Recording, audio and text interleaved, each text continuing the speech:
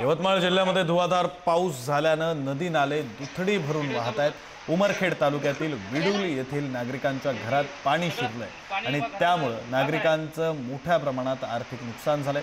संततधार पावसाच्या पाण्यामुळे विडुल गाव जलमय झाले।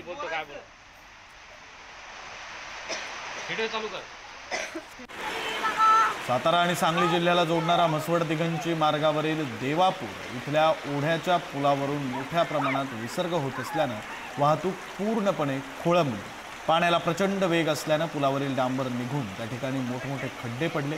हे खड्डे नागरिकांच्या डोकेदुखीचं कारण ठरत आहेत। तर 40 वर्षांहून अधिकचा सदरचा पूल हा जुना आहे।